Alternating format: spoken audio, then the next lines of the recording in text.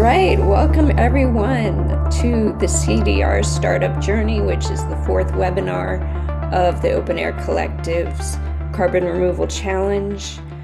We're pleased to have with us today Dr. Greg Rau from Planetary Technologies and Dr. Silvia Pugliese from Norma, and they're going to talk to us about their experience at their various CDR startups, and really looking forward to our discussion today. But before we kick off, I'm going to just do a little introduction about what the Carbon Removal Challenge is, who's participating and supporting the program, and then we'll launch into our panelist discussion, and we'll follow up with audience Q&A. So I have with me here today two of the members of the organizing committee for the Carbon Removal Challenge. I've got Matt Parker from NYU, who started the challenge. This is the fourth year, so he started 4 years ago. And he's a professor at NYU. Hello, Matt. And we also have one of our newer members, Beatriz Beccari Barreto, out of Luxembourg, and she I just found out today has a PhD in carbon management from Milan Polytechnic, and she's going to be handling our audience Q&A.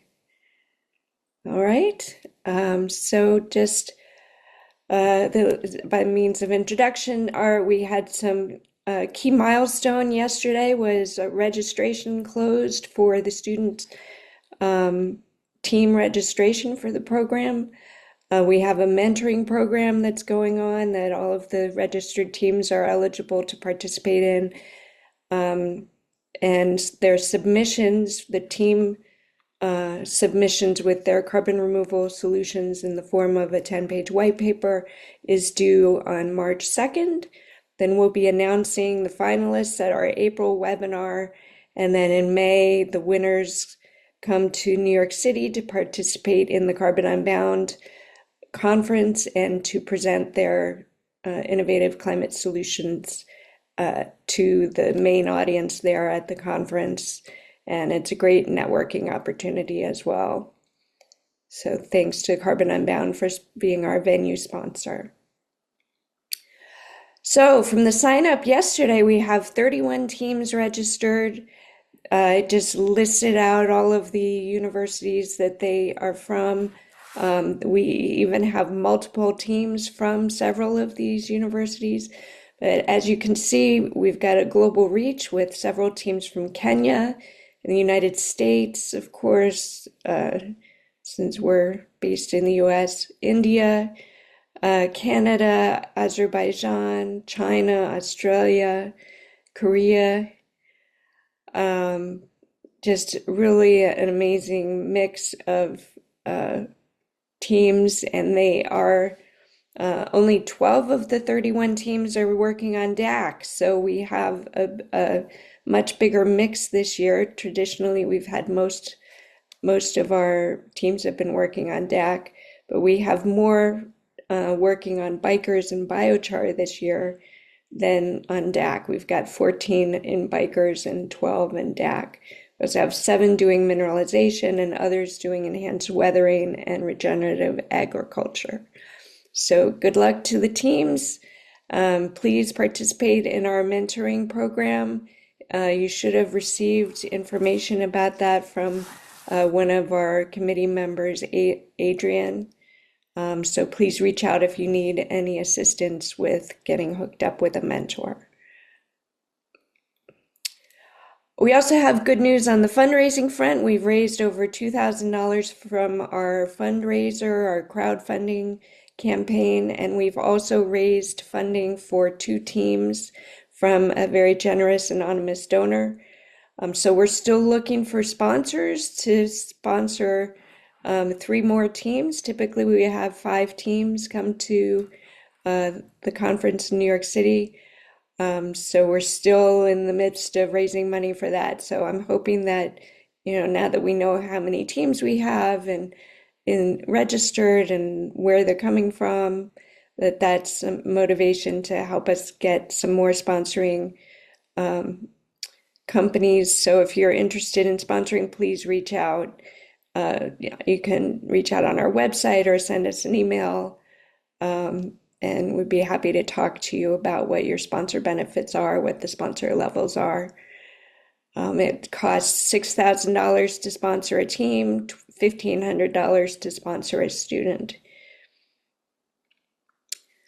So today we're here for our fourth webinar. As you can see, we have a monthly webinar series. We're planning an upcoming webinar in February with some accelerator programs. So I'll have a slide on that at the end of our webinar today. But we're just really excited that for today's webinar and the continuation of speaking with experts in the field to find out more about the CDR space for our students.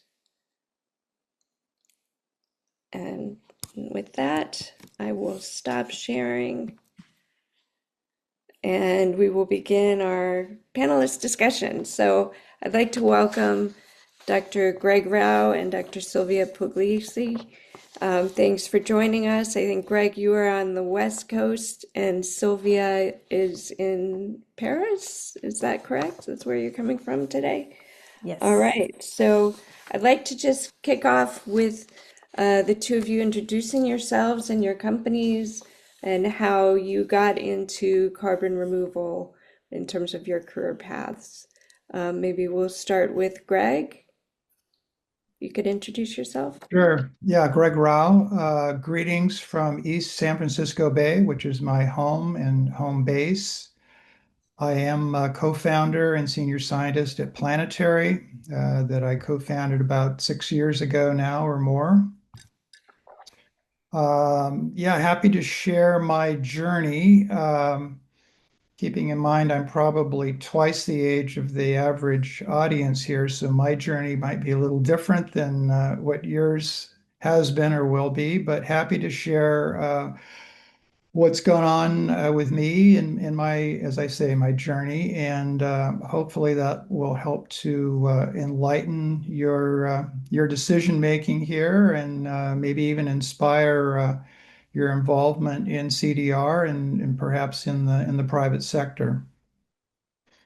So for most of my career, I was an academic. I actually started out in biology, and I got a bachelor's degree actually at one of the universities that I noticed was one of the entrants in your one of the groups, Western Washington University in Bellingham. So go Vikings. Um, so yeah, I started out as a biologist, but I was very interested in carbon cycling because carbon was the sort of the currency, the energy and mass currency with which ecosystems function, biology functions. So early on, I got very interested in carbon. And one of the tools I used for studying that later in my career were isotopes. I studied carbon-13, carbon-12, natural abundance, which in some cases can be very useful for sorting out carbon sources and flow in ecosystems and elsewhere. And as a consequence, I ended up spending a lot of time in geochemistry labs. And because those machines, the isotope mass spec wasn't a common feature in biology departments back then. So it was from that experience that I learned more the inorganic geochemical side of carbon cycling.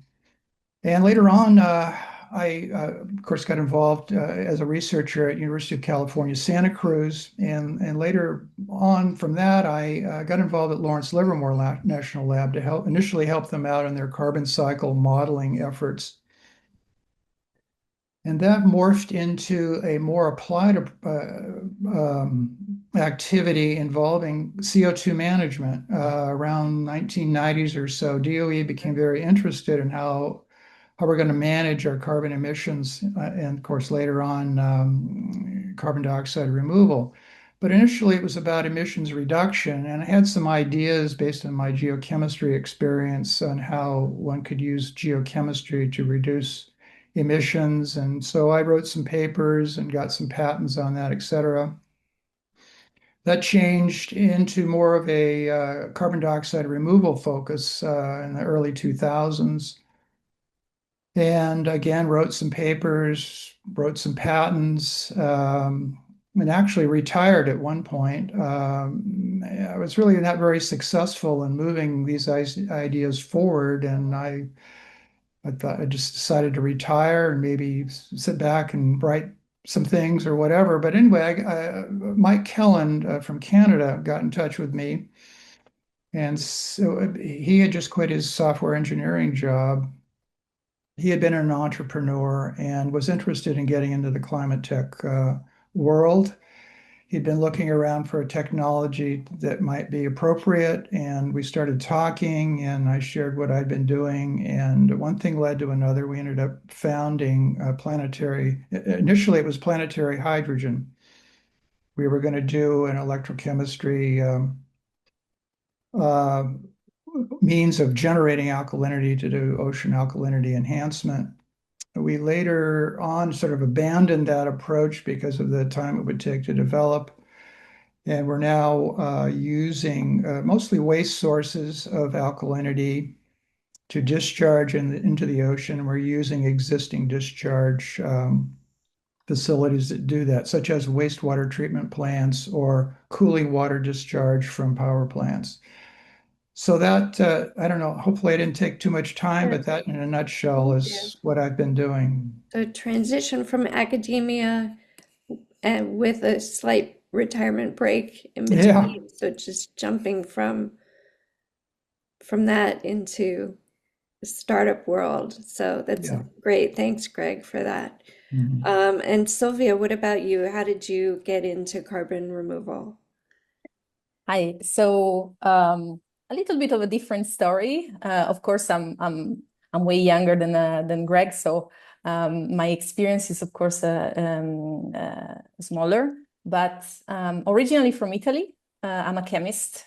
My generation, I have this feeling that is one of the generation who really started to feel the climate problem as something that they had to solve somehow. So my scientific and entrepreneurial career started focusing on climate tech very, very early. After my bachelor in chemistry, I enrolled into a master and I really started to get to know greenhouse gases. I wanted to really specialize in everything that could be management of greenhouse gases. I started with methane, actually. I started learning photochemistry. I started learning the chemistry of the atmosphere. And for my master thesis, I worked on a prototype for capturing methane from the atmosphere when methane is at low concentrations in the air.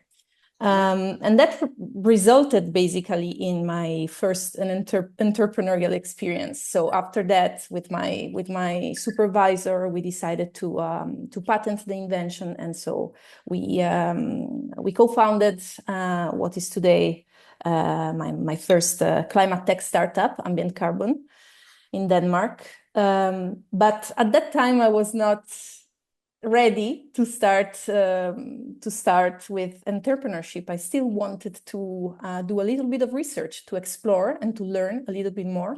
So I got a PhD in CO2 electroreduction. I wanted to focus now on carbon dioxide, and I worked on catalysts to convert CO2 to useful products.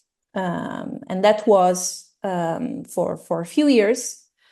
After my PhD, I had quite a lot of ideas on how to capture CO2 and how to solve a little bit the direct air capture problem. I had some hypotheses. And so I started collaborating with a startup studio here in Paris. So that was during 2023, and the result of that was beginning of 2024. I co-founded Norma, so the direct air capture startup that I am working in today. So a little bit of research, a little bit of entrepreneurship mixed together. And so the studio that you worked with, was that Marble? Exactly. So So that's Marble. yeah, we have in our February webinar, we've got We've someone got from Mika. Marble, Mika, Yes. to come on We've to the been webinar. So working I'm together. hoping that that dovetails nicely, Yes. to hear your experience and then to hear hers on how to support the startups. So, okay, well, thank you. So both of you are very heavy science that then went on to become entrepreneurs, and uh, that requires a very different skill set than what you were trained in for your PhD, but your PhD is providing the foundation of your scientific knowledge for your breakthroughs and your patents for your startups. So, okay, great. Well, thank you for that introduction. And I know this isn't a super tech focused talk, but I was hoping that you could each talk through, which many of our students are scientists and engineers. If you could talk some just at a high level about how your solutions work, how your CDR is actually happening in the technologies for the companies that you work at. Sylvia, why don't we start with you? So you're direct air capture. Yes. Yeah. So I'll try to describe the technology in not super technical, but still. So what we do is, there is one problem in direct air capture, and that's mainly the energy that is required to run the whole process. That's a really a lot of energy that's required. And so to solve the problem, we need to figure out if there are other pathways, if there are other ways that we can capture CO2 without using all that energy. And so Norma is developing a technology that fuses together CO2 capture and energy storage. What does it mean? It means that we have created a device that not only captures CO2 from the air, but also the energy that we input is this device is able to store it and use it for several cycles. What does it mean? It means that overall, the energy that we use to capture CO2 can be reused. And that means that, in the equation, in the overall calculation of the energy that we need to capture the CO2, then we are way less energy demanding than many other technologies out there. So this is what we are trying to develop. It's of course it's a new technology. It's a complex technology. But yeah, we hope that we're going to be able to develop it as fast as needed. Okay, great. Thank you, Sylvia.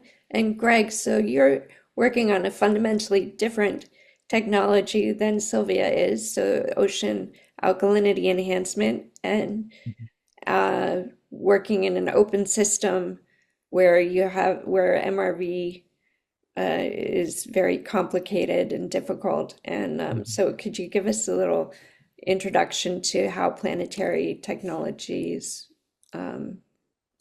works? Sure. Well, first off, both of our technologies actually use chemistry. So chemistry is at the heart of it. And what you need is a chemical or compound that's absorptive of CO2. But in our case, rather than decarbonate that compound once it's absorbed the CO2, we simply retain it and put it in the ocean. Now, this isn't a new idea. The Earth naturally moderates its atmospheric CO2 through this sort of geochemical reaction. The Earth is blessed with a lot of alkaline material in its substrata. Most of the rocks are alkaline to some degree, and most will react with CO2 and water, but over very long time cycles. So this use of, our source of absorptive compounds are actually those that are in rocks or very similar to rocks that are otherwise made artificially. So in the natural cycle, these rocks again react with water and CO2 and generate alkaline forms of carbon, bicarbonate and carbonate in solution that ultimately gets into the ocean. And most of the carbon on the Earth's surface actually is in this form. And that just testifies to the size of this mechanism and the importance of this mechanism, because if it weren't mostly tied up as ocean alkalinity, it would be in the atmosphere and elsewhere, and this would be a very different planet. So first of all, we know that this process works because nature uses it in a very big way. The problem is that it's very slow to react to increases in atmospheric CO2. So we need to figure out how to speed that up so it's relevant on human timescales rather than just geologic timescales. So the trick is to find these alkaline, new alkaline sources, or to make the existing natural alkaline sources more reactive. So that's a big part of what we do, is to try to locate alkalinity that we can put into the ocean to allow it to absorb CO2 from the atmosphere. And rather than using an engineered air contactor, which is what DAC and other technologies do, we simply use the ocean as a natural, very large scale, large surface area atmospheric absorption system. So by slightly tweaking the chemistry of the surface ocean, we can make a giant atmospheric absorber of CO2 that then converts that CO2 into very stable bicarbonate and carbonate ions in solution. So that's in a nutshell how our technology works. Okay, great. Thank you for that intro. I know there's a lot more that people could probably find out from your websites and so on if they're interested, and Matt's been putting the links in the chat, so we'll add those to the show notes as well. So one of the things I alluded to earlier was MRV, so measurement, reporting, and verification, or measurement, monitoring, reporting, and verification. And I'm wondering what your approach is to that, what kinds of challenges you have, are there protocols out there that apply to you that you plan to be following, or registries then that use those protocols, what kinds of decisions you've made along those lines? If you could speak to that a little bit. I don't know if Silvia, you want to go first, and it's probably a little more straightforward in your case, and then we can get into the complicated case with the planetary. Exactly. I'll let Greg talk more about this, because for us it's quite straightforward. I have to say we're lucky. We're lucky about that. So the engineered director capture has this benefit, right? So we know exactly how much CO2 we can capture and how much CO2 we can have in our final gas bottle. So that's really helping on the MRV side. So on the measurements, we rely on direct signals that are intrinsic to the capture process, things like electrochemical data, flow rates, gas composition. So all of this, it's let us quantify how much CO2 is actually being captured. So it's very, very easy. For reporting, we have to turn the data into some traceable performance, like metrics, like capture CO2 per cycle and energy intensity.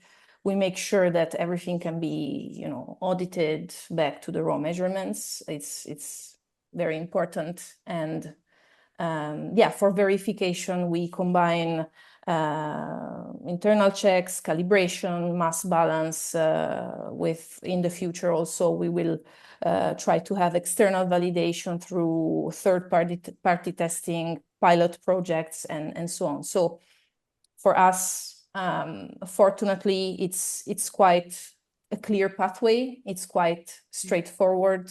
And this is one of the advantages of engineered director capture. I'm pretty sure it's not the same for Greg. So Yeah. Well, I love it. Sylvia, so have you chosen, I know you've sold a couple, I said hundreds of tons of removals so far. So have you chosen a registry or a verifier for that, for those So yet? we are in discussions, and we are just making a choice. It's not something that we need to do in the very short term. So Okay. it's we are taking our time with it, but the classic ones that Okay. are out there.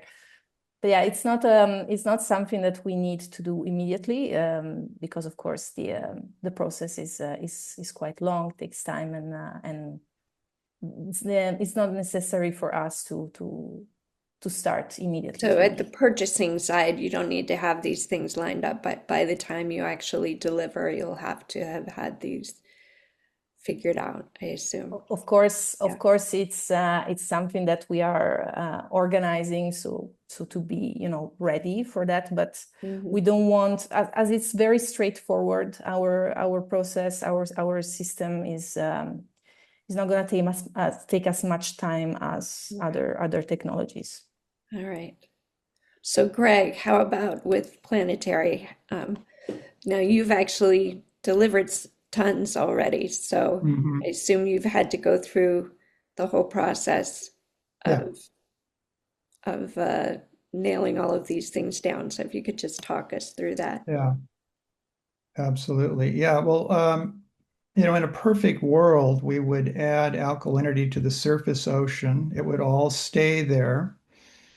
Because of the addition of alkalinity, we undersaturate, we force the partial pressure of CO2 in the surface ocean to go down, hopefully below the partial pressure in the air. So we set up a gradient and we suck in, by setting up that gradient, we allow CO2 to passively diffuse into the ocean and ultimately react with the alkalinity and make bicarbonate and carbonate. So again, in a perfect world, we could go out and actually try to measure that increase in dissolved inorganic carbon that resulted initially from our alkalinity addition.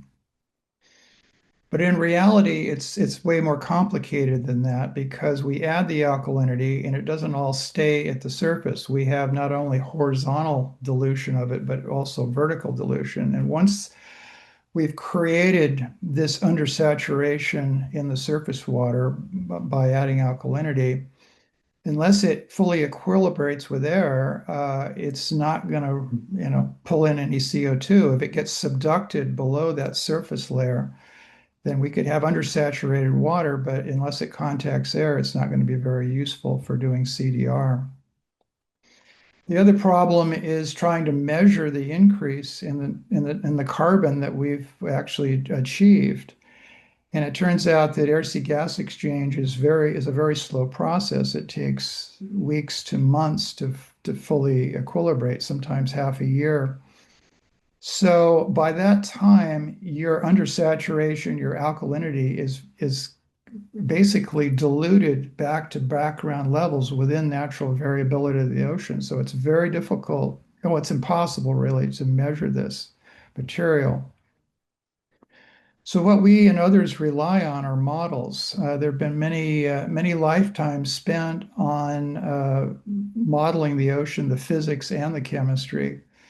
And we rely on those models, both in a regional sense and a global sense. We have several layers of modeling where we simply, to these models, we add our alkalinity, and the model tells us where that alkalinity winds up, where the undersaturation occurs, and how much air-sea gas has exchanged over a given amount of time.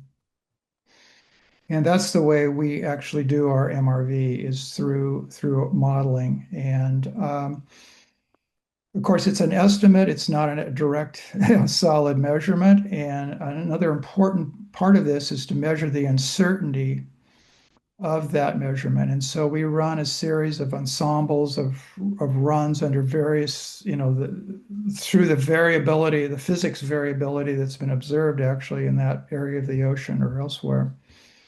So we're able to get a sense not only of the mean amount of gross CDR that we've done, but also the uncertainty there. So we can be clear with the people that, who we're selling our credits to, that this is what we think we've done, and here's the uncertainty. And in fact, in our protocol, we actually subtract one standard deviation from the mean of our estimate in order to increase the certainty of the number that we're actually delivering. Now, yes, we use a protocol, and we use isometrics protocol, which took a lot of time to develop. It wasn't just us or them; it was really more of a community effort. We opened it up to the community, so it's a very involved characterization of our alkalinity, and also very involved modeling discussion about how you ultimately derive gross CDR. And from that number, then, of course, we have to subtract any emissions associated with our activity, transportation of the alkalinity, dosing the alkalinity, energy spent in monitoring, the immediate area where we're dosing, et cetera.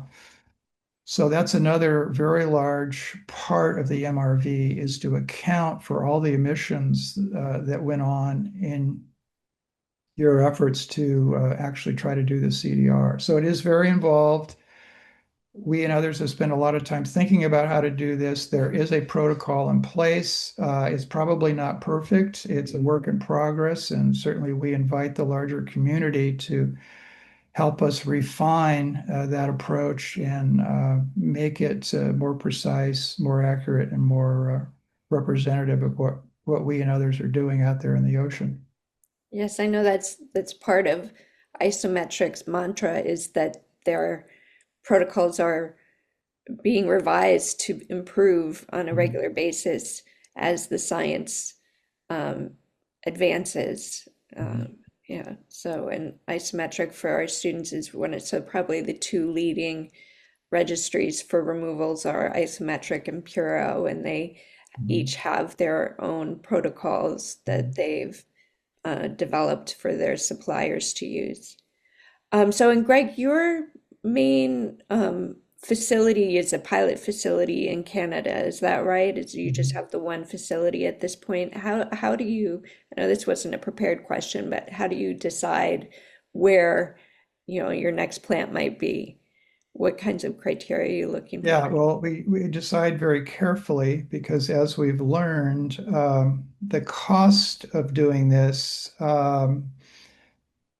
is very sensitive to how much transportation of alkalinity we have to do. So it's citing this needs you need, in a perfect world, again, you would like the alkalinity as near to your point of discharge as possible. And you also want the point of discharge into an ocean that is optimal for doing CDR. It turns out that putting alkalinity in the ocean, the effect on your ability to do CDR is to some extent dictated by the chemistry and physics of that site, and not all sites are equal. So the site where we do this is important in terms of how much CDR we can actually do. So it's looking for the low-hanging fruit, the most ideal setting where alkalinity is nearby and the ocean conditions are optimum for doing CDR. And there are also other considerations too, infrastructure available. How remote is the site? That's another thing. You don't want it out in the middle of nowhere where there's no technical support or et cetera. You really want it, in our case, ideally near a university that has already studied the ocean region. And in our case, it's Dalhousie University, who is our primary academic partner. We've had student teams from Dalhousie. I'm Yeah, not sure if we have one this year, but yeah. so So they've been a great help in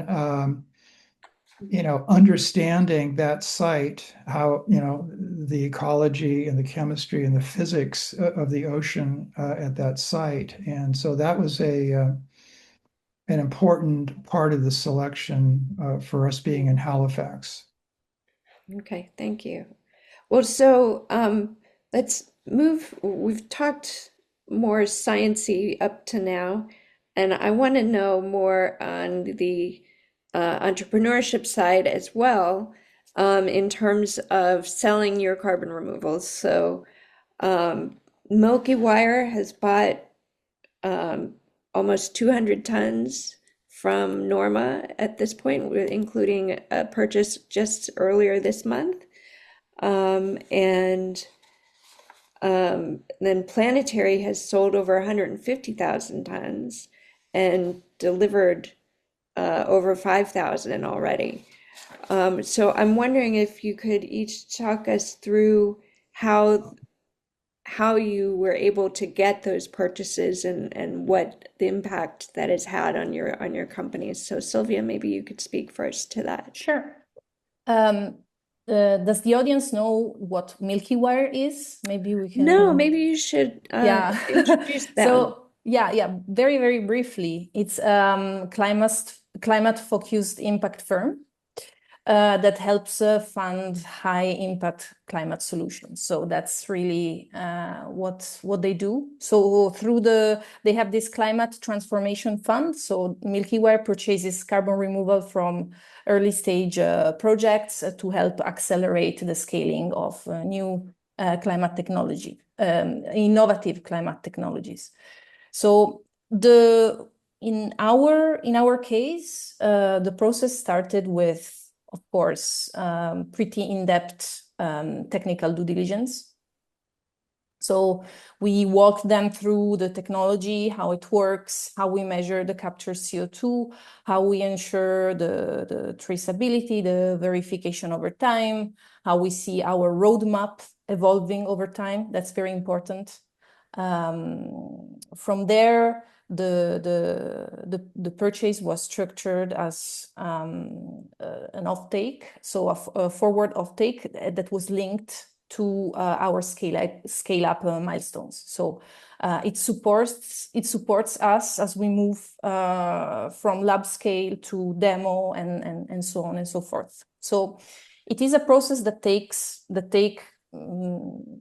a couple of months in between discussion and verification of the technology, validation of certain specific TRL points and technical points.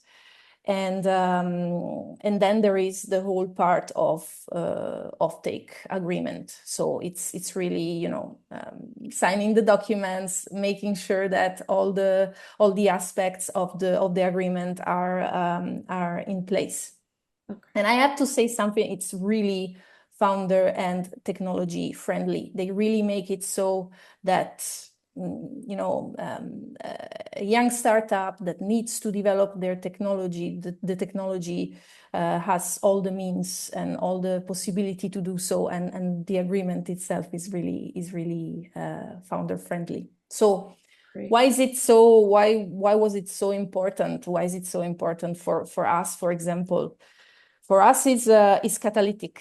The impact is both practical and strategic. Practical because it gives us non-dilutive capital. And it's also a clear signal that there is a market demand for our approach. So it's really important, and it's also strategic because this is a strong validation from a highly credible buyer in the carbon removal space. And so that helps us, de-risk future partnerships, fundraising, and so on. So super, super important. And especially right now, I think what they do at this time where money for climate and climate innovation is getting tighter, having a partner or an entity like Milkywire I think really matters for new and innovative technologies that need to get through that valley of death of Yes. technology development. So that helps them really stay alive and grow when it's the hardest time. So it's really important. So just to be clear for our students, so there is such a thing as a pre-purchase, which is Yes. where you pay upfront for credits to be delivered later. But this you're saying is an offtake where there's an agreement to buy in the future. And Exactly. even though they're not buying it now, it can be considered like a bankable agreement that you could take loans out against or something like that. So it is still very helpful to the startup, but it's sort of seen as safer for the buyer because they only have to pay you if you actually deliver.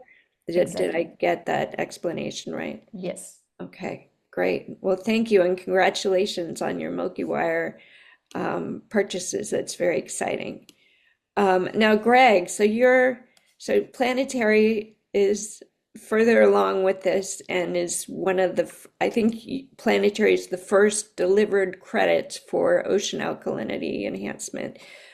So really, especially these days, there's been a lot of news about how some suppliers haven't been able to deliver as expected.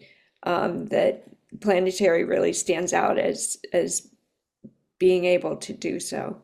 Can you speak a little bit about the history of the removals purchases and how that came about or what your experience has been with that? Yeah, I wasn't too involved in that part. We have a sales sort of commercial side of our business, and I wasn't directly involved in that, but we do have a very talented bunch of people that do that. Yeah, Shopify was an early customer of ours. They signed up early on. Stripe, British Air also were early ones. I think those are the ones that we've actually delivered credits to so far. And then we have this large order from Frontier, this contract to deliver, over 100,000 tons between now and I think 2030. So, And yeah, we're just very. for our student audience, Frontier is a coalition of larger companies that have committed millions of dollars to buying carbon removals. And Right. so it kind of like getting a Milkywire deal, getting a Frontier deal is also a really big Yeah. Yeah, they're big, accomplishment. yeah, Yeah. big buyers. I think Google and I think Meta is involved, Stripe and other purchasers. It's a consortium of buyers. So yeah, we're very fortunate to get that agreement, and we will do our best to deliver those credits. Yes, well, we have a functioning, as you say, plant in Halifax that is adding alkalinity to the ocean as we speak. So we have an ongoing operation there. And we are, of course, working through the isometric protocol to verify on more or less a quarterly basis how much CDR we do.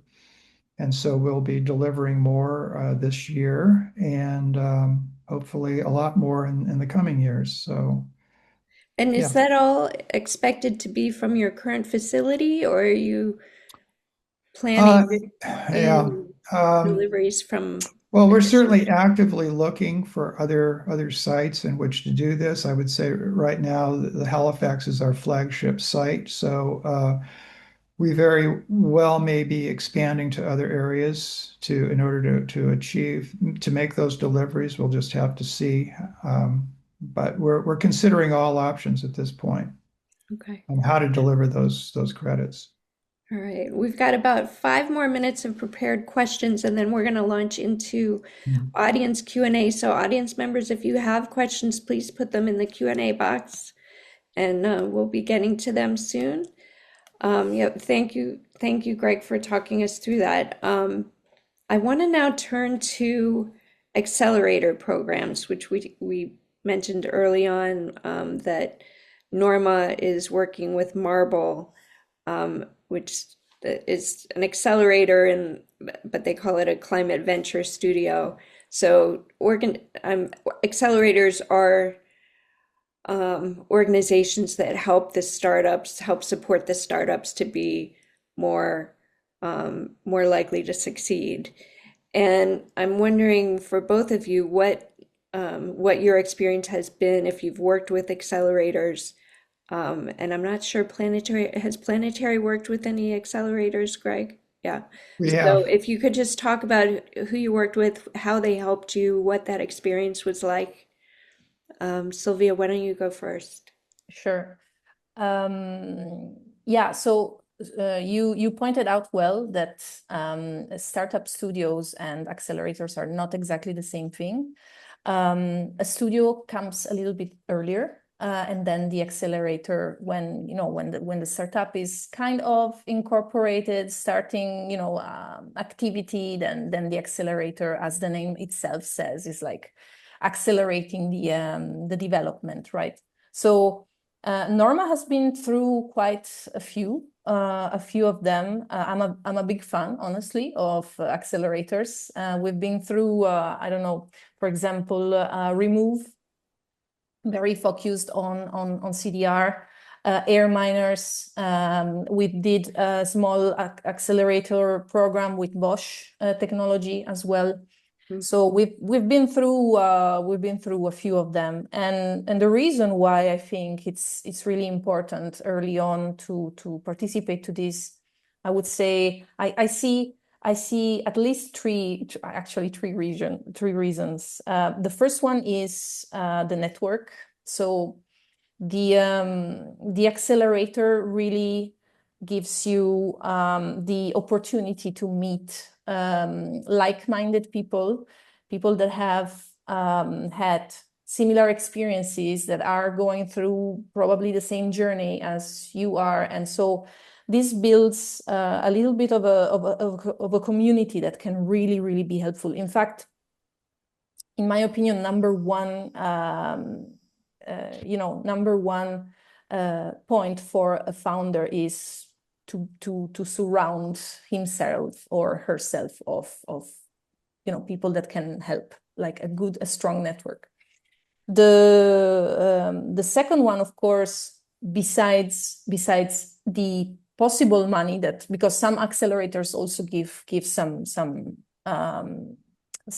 money, some help, financial help, but most importantly, there's feedback. There's a little bit of teaching for the founder. So the accelerators most of the time have experts that can tell and teach what's going on, for example, in the market, what's going on in terms of the state of the art of some technologies, how to develop a sound tech roadmap, and so on and so forth. So most accelerators really challenge your idea, your perspective, and that's really useful.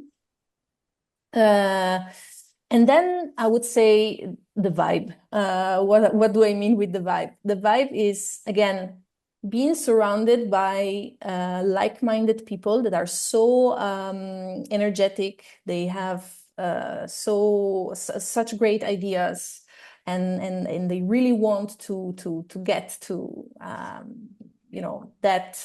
that objective. That's really something that gives a lot of energy.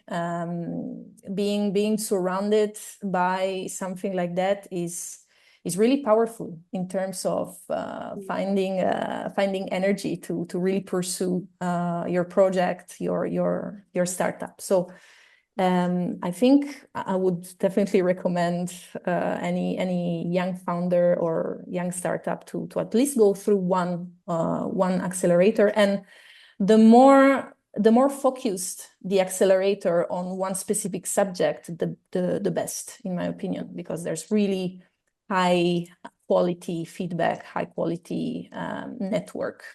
That's great that you've been through so many of those programs too. And I think we've got Air Miners, Marble, and Remove on our webinar next month. So great overlap there. Yes. Greg, we're running short on time, but could you just speak a little bit to your experience with accelerators? Planetary has had at least one experience, and that was with Mars.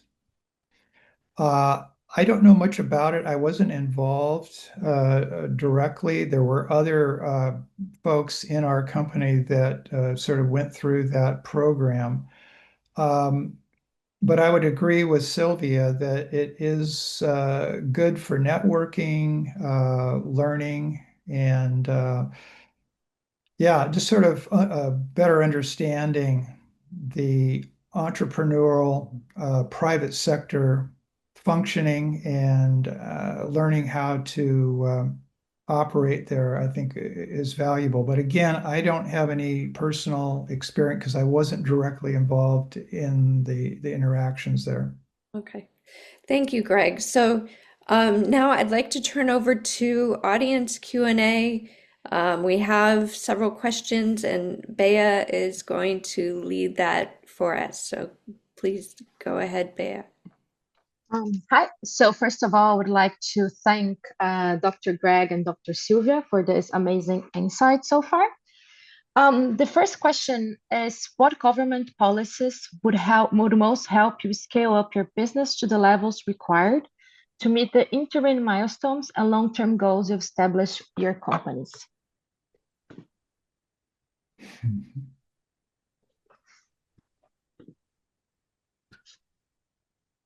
Dr. Greg, would you like to start, or Dr. Silvia? I'll say a few words. Yeah, policy, I would say, is all important. Without policy, we're not going to go forward. I mean, there's only so much the private sector can do. Ultimately, we're doing a public good here by consuming atmospheric CO2, and it seems to me that the public sector should be the ones doing the heavy lifting here in terms of buying credits, promoting the technology, providing tax credits, et cetera, et cetera. That largely isn't happening, or it's not happening to a large enough extent, especially now in the US with the change in political climate here. So that's discouraging, but public policy is extremely important for what we're doing, and unfortunately, there's not enough of it in the right direction to be helping as much as it could. Perfect. Dr. Silvia, do you have any compliments? Yeah, I just wanted to compliment. I totally agree with Greg. Actually, like specifically, of course, there are many differences between climate technologies, right? Direct ocean capture and direct air capture, they might have benefits from similar policies, but then there's the specific case. In general, for us, I would say definitely the carbon credit market. We need to. It's definitely not there yet. We need strong policies that really help establish this. There's too much risk still, and there's too much uncertainty still that is not helping. Especially in the past few months, we have seen deals that haven't been happening. So that's quite an uncertain moment for us in terms of developing the market. But yeah, so agree on that. And of course, then it depends on the geographical area. I would say in the last few days, there's a lot being discussed about policies and about CDR. I think that CDR is becoming a little bit like a geopolitical matter right now. So we'll see how it goes in the next few years. But number one, I would say market. Perfect. Yeah, thank you so much for both of you so far. I mean, I completely agree. And now a question from Jason Phillips. So in both of your experience, what are the main criteria buyers use to decide who to buy credits from? And Silvia, perhaps you start this time? Yeah, sure. So we have the experience, of course, of Milkywire. I think Greg is a little bit more advanced on this, so he is going to be able probably to tell more. But in our experience, we have seen a few criteria. One, of course, we've discussed about this previously. MRV. MRV is a big one. The clearer the pathway, the clearer the method, the clearer the verification, the more reliable is the system, the better. There's less risk, there's less hassle, so everything is simpler. So that's a big advantage for closed systems. And lately, what we've seen is also points related to the technology, the type of the technology. Is it, what's the TRL? What's the scalability of this technology? What's the approach? A lot goes into what's the environmental footprint of this technology? Can we imagine, and here I'm going a little bit more on the detail with the direct air capture, of course, because that's my experience and where I come from, but can we scale up to gigatons this technology? Because that's the impact that we have to have. So to really commit to a purchase or to a pre-purchase or an offtake also. Some strong and evident criteria on scalability have to be demonstrated for sure. Dr. Greg? Yeah, well, I think first of all, you need buyers who are actually interested in the CDR approach to carbon management. Thankfully, there are private entities out there that are very interested in this and have been very supportive.